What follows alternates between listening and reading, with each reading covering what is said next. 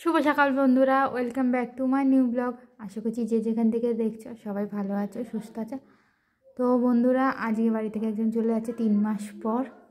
তো বাড়ি সবার কম বেশি মনটা খারাপ, বিশেষ করে স্তুতি সোনা আর মায়ের মনটা খুবই খারাপ।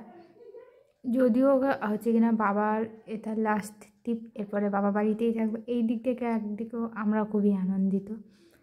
তো 7 মাস থাকবে না, সেই নিয়ে স্তুতি সোনার তো ভীষণই মন খারাপ আছে।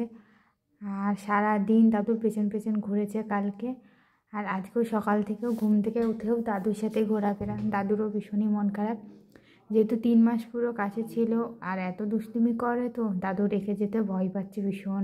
বন্ধুরা, ছাদ বাগানে চলে এসেছি। আমার এই যে পালং শাক গাছ লাগিয়েছি, কি সুন্দর ছোট ছোট বেরিয়েছে। ধনে গাছ, ওদিকে বরবটি গাছ, আর এই যে দেখো আমার লাল শাক।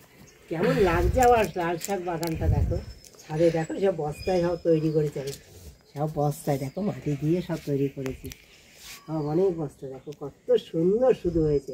এই শাক তুলে নেব, শাক সবাই এত সুন্দর না, মানে আমার মনটা জুড়িয়ে যায়। অনেক কষ্ট হলেও কিন্তু এই শাক দিকে আমার মনটা জুড়িয়ে যায়, একবার মনটা পুরো ভরে যায়। আর মায়ের তো লাল শাক বাগান থেকে লাল শাক তুলে এনে লোটে মাছ দিয়ে ভাজি করা হচ্ছে বন্ধুরা, ভীষণ ভালো খেতে হয়েছিল।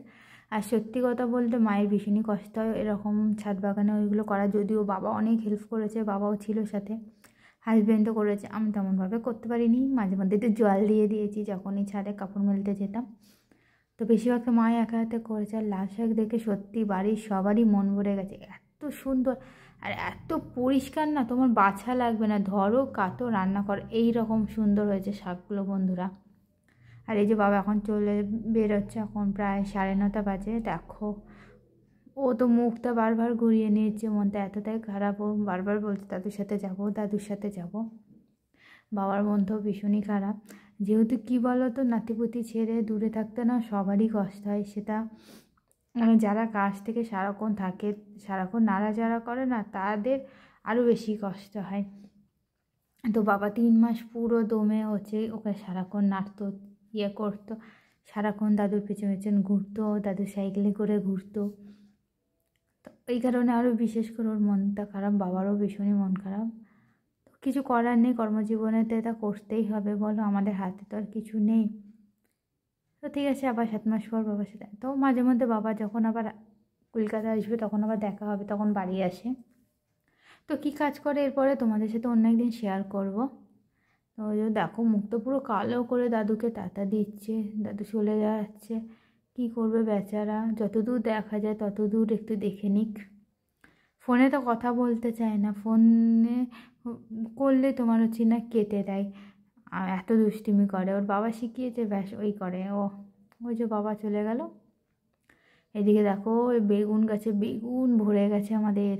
তো এগুলো হচ্ছে কাঁচা বেগুন, আর একটু বড় বড় হবে এই বেগুনগুলো, কিন্তু জানি না বন্ধুরা কালকে সকাল পর্যন্ত থাকবে কি না।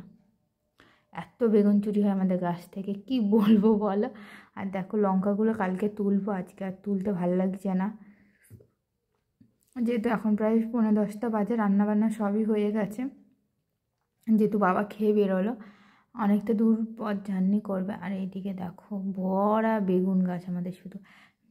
যখন বেগুনের অনেক দাম ছিল তখন তো বেগুন খেয়েছি, এখনও খাচ্ছি। আর পুঁই মিতুরিও পুরো ভরা, এটা আরেকদিন তুলবো। মাকে বলছিলাম একটু দানা হোক আর একটু পাকা পাকা হোক, তারপরে তুলবো, বেশি ভালো লাগে খেতে। আর এই দেখো পালং শাকে ভর্তি, তো এই পালং শাক কালকে রান্না করব, মা একটু পরে তুলে নিয়ে আসবে। আর এই একটা জংলি ফুল পেলাম বন্ধুরা, দেখতে কি সুন্দর বলো তো, দেখো কত। তোমাদের কালকে আমাদের সবজি বাগানটা ঘুরে দেখাবো, আজকে আর দেখাতে পারলাম না। তো ঠিক আছে বন্ধুরা, ভিডিওটা এতদূর পর্যন্ত, খুব বেশি বড় করলাম না। ভালো থেকো, সুস্থ থেকো, আবার আগামীকাল তোমাদের সাথে দেখা হবে। তো তোমার হচ্ছে না চাল কুমড়োটা কালকে পারবো, এটাও কালকে রান্না হবে। বাড়ির সবজিতে খাওয়া হয়ে যায় বন্ধুরা, বাজার থেকে সবজি কেনা লাগে না, এত ভালো হয়।